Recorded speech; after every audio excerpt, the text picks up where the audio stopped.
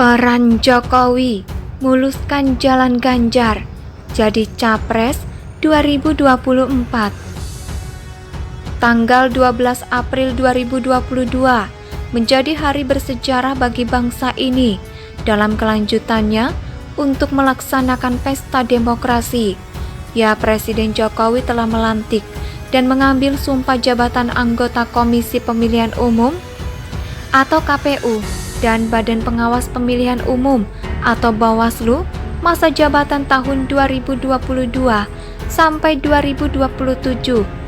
KPU RI kemudian meluncurkan hari pemungutan suara pemilu serentak tahun 2024 jatuh pada hari Rabu 14 Februari 2024 dan pemungutan suara pemilihan kepala daerah atau pilkada jatuh pada Rabu tanggal 27 November 2024. Pada tanggal 1 sampai dengan 7 Agustus 2022 dimulai pendaftaran partai politik.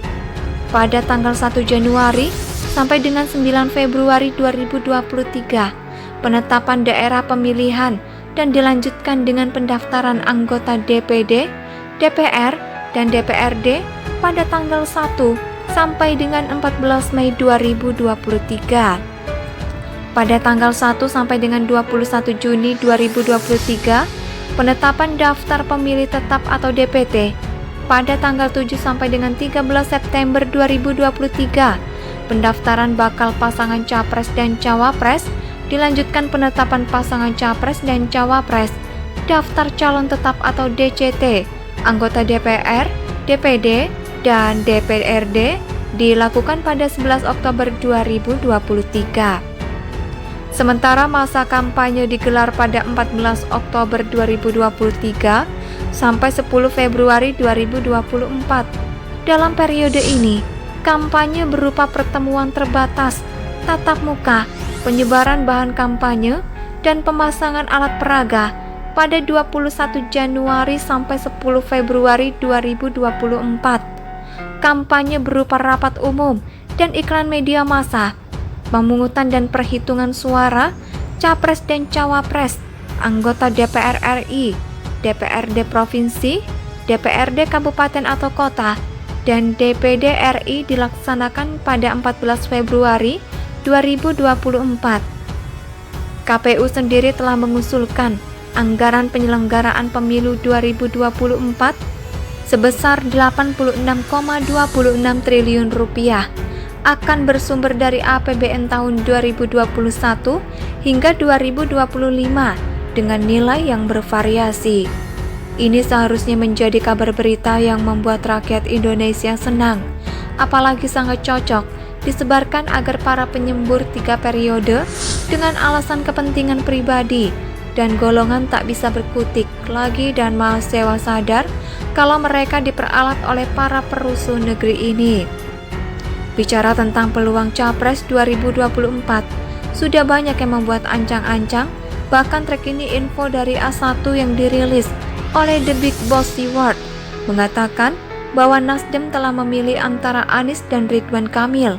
Sementara nama terakhir pilihan mayoritas masyarakat yang bermukim di Siward, Ganjar Pranowo, kemungkinan tak masuk list Nasdem walau punya peluang besar karena adalah kader partai berlambang moncong kerbau itu. Bicara tentang siapa the next presiden di 2024, memang terlalu tabu jika langsung menunjuk nama. Namun pengalaman dari hasil sebuah survei persaingan Capres Megawati dengan Capres SBY tahun 2004, 3 bulan sebelum Pilpres, mampu melaporkan ke Gedung Putih dengan kesimpulan the next president is General Susilo Bambang Yudhoyono. Melihat data pemilu 2019, 3 posisi di atas diduduki partai nasionalis, 2 diantaranya punya patron. Budaya paternalistik dari masyarakat akan tetap meneguhkan PDIP dan Gerindra, kecuali kedua patron tidak menjadi ketua umum lagi atau tidak eksis di partai. Golkar dengan pemilih setianya masih bisa berada di papan atas. Partai Nasdem yang berada di posisi kelima dengan patron Surya Paloh yang memiliki media group bila strategi conditioningnya tepat berpeluang naik peringkat papan atas. Elektabilitas berat terkait dengan popularitas ketiganya adalah Ganjar Pranowo, Prabowo Subianto, dan Anies Baswedan. Sedikit banyak jabatan selalu berpengaruh terhadap elektabilitas. Prabowo sebagai menhan paling nyaman dan aman bila tidak direshuffle elektabilitasnya stabil. Nah, jika benar Nasdem mengumumkan Anies jadi capres atau cawapresnya, berarti tinggal Prabowo dan Ganjar yang belum mendapatkan kepastian akan maju atau tidak. Disinilah peran besar Presiden Jokowi yang tidak bisa maju lagi pada Pilpres 2024 akan berperan besar-besaran seperti kingmaker. Nah, bila melihat data pendukung Presiden Jokowi pada Pilpres 2014 yang hampir 80 juta dan menjadi 85 juta lebih pada Pilpres 2019, artinya hingga kini puluhan juta pendukung yang masih melekat kepada sosok Presiden ke-7 yang bersahaja dan merakyat ini. Sementara lawan terberat Ganjar adalah Prabowo tentunya, namun tergantung siapa pasangan Prabowo, apalagi bila berpasangan dengan Anies.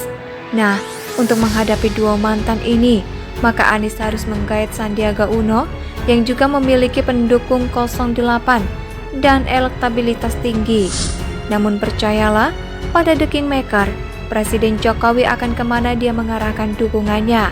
Siapapun di antara Prabowo dan Ganjar yang didukungnya akan menang, namun sepertinya lebih ke Ganjar. Sama-sama PDIP dan secara budaya, norma, etika sudah saling memahami.